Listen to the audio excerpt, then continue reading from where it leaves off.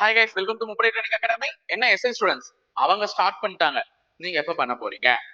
இதுதான் நான் கேட்டிருந்தேன். ரிசல்ட் வரும், ஆனா உனக்கு பிசிக்கல் வருமா? இதுதான் என்னோட கேள்வி. இங்க நிறைய பேர் பண்ணக்கூடிய தப்பு என்ன தெரியுமா? ரிசல்ட் வந்தோடனே தான் நான் பிசிக்கலுக்குள்ள கால் எடுத்து வைப்பேன், என் மார்க்குலாம் ரிசல்ட் வருமானே தெரியல.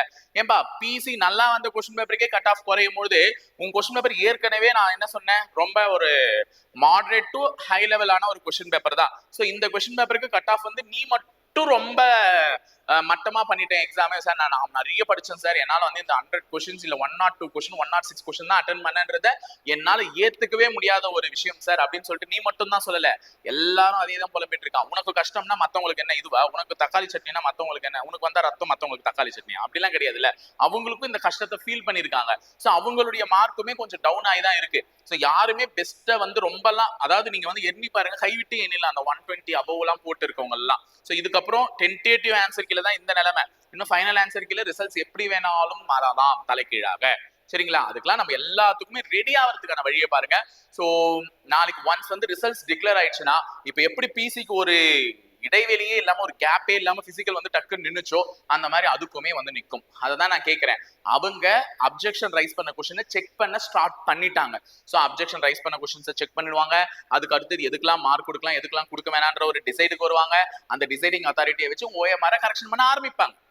அவங்க அவங்களுடைய ப்ராசஸை தொடர்ந்து ஸ்டார்ட் பண்ணி போயிட்டே இருக்காங்க. நீ எப்ப ஸ்டார்ட் பண்ண போற? அதாவது உன்னுடைய பிசிக்கலுக்கு சார் நான் இன்னுமே வந்து நாங்க தான் வந்து ஒரு கட் ஆஃப் ப்ரெடிக்ஷன் சொல்லியிருக்கோம்ல. ஸோ 110 வந்து ஜிடிக்கு, 106 வந்து பிசிக்கு, 106 வந்து எம்பிசிக்கு, 104 வந்து எஸ்சிஎஸ்டி பீப்புள்ஸ்க்கு, இப்படிலாம் நாங்க சொல்லியிருந்தோம்ல. ஸோ நீங்க இதுல எதையுமே வந்து காதுல வாங்கலையா? உங்களுக்கு அடுத்த கட்ட ப்ராசஸ்க்கு போகணுன்ற ஒரு ஐடியாவே உங்களுக்கு வரலையா? எப்ப ஸ்டார்ட் பண்ண போறீங்க பிசிக்கல்? நான் தான் சொல்லிட்டேன்ல, ரிசல்ட் வரும். என்னைக்கா இருந்தாலும் நீ எழுதுனதுக்கு ரிசல்ட் வந்துதான் ஆகணும். வராம விடாம எங்க போறாங்க டிஎன்யூஎஸ்ஆர்பி? கண்டிப்பா ரிசல்ட் விடுவாங்க. ஆனா உனக்கு பிசிக்கல் வருமா? இதுதான் என் கேள்வி இன்னைக்கு. சரிங்களா? பிசிக்கல் வரும் அப்படின்னா நீ தாராளமா உட்காந்துட்டு வீட்டுல ஹாயா கால் மேல கால் போட்டு உட்காந்துட்டு சரி ரிசல்ட் வந்ததுக்கு அப்புறம் நான் பிசிக்கல் பண்ணிக்கிறேன் அப்படின்னு சொல்லிட்டு ஜாலியா இரு.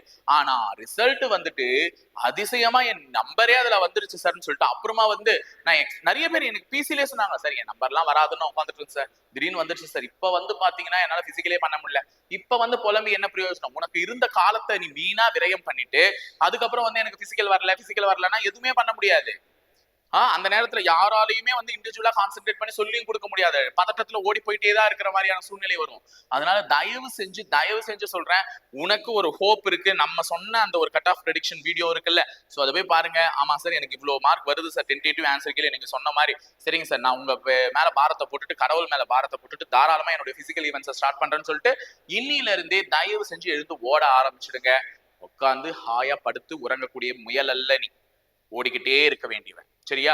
சோ அந்த வேலை என்னைக்கு கிடைச்சு உனக்கு அப்பாயின்மெண்ட் லெட்டர் உன் கைக்கு கிடைக்குதோ அது வரையும் நீ நிக்காம ஓடினா மட்டும்தான் அந்த வெற்றி உனக்கு. சரிங்களா? அப்ப இப்ப நீ ரெஸ்ட் எடுக்கணும்னு நினைச்சனா ரிசல்ட்டுக்கு அப்புறமும் எல்லாத்துக்கும் ஃபைனலுக்கு அப்புறமும் நீ ரெஸ்ட் எடுக்க வேண்டிய சூழ்நிலையை உருவாக்கிடும். சோ வேலைக்கு போகணும், வேலை வாங்கணும் அப்படின்னு நினைக்கிறவங்க எழுந்து ஓட ஆரம்பிங்க. அட்லீஸ்ட் அந்த ஒரு பிசிக்கலோடைய இதையாவது உன் உடம்புக்கு கொடு. சரிங்களா? என்ன எதுவுமே பண்ணாம நீ இன்னுமே வந்து உடம்ப தளர்த்திக்கிட்டே இருந்தீங்கன்னா ஒண்ணுமே பண்ண முடியாதுங்க. சோ அதனால நல்லபடியா முயற்சி வச்சு இதுக்கப்புறம் என் பேர் கண்டிப்பா அந்த லிஸ்ட்ல வரும் சார். நான் கண்டிப்பா ரிசல்ட் பாசிட்டிவா தான் எய்ம் பண்றேன், அது கண்டிப்பா எனக்கு வந்துடும். சோ அதனால நான் வந்து என்ன பண்ண போறேன், பிசிக்கல் ஸ்டார்ட் பண்ண போறேன்னு சொல்லிட்டு மறக்காம சொல்லிட்டு கமெண்ட்ல நாளையில இருந்து ஓட ஆரம்பிச்சிடுங்க. ஏன் நாளையில இருந்து இன்னில இருந்தே கூட ஓட ஆரம்பிங்க. கண்டிப்பா முடியும், உங்களால சக்சஸ் உன்னை தேடி வரும். ஓகேங்களா? சோ இணைந்திருங்க, தொடர்ந்து பயணிப்போம் முப்படை பயிற்சி மையத்துடன். நன்றி, வணக்கம்.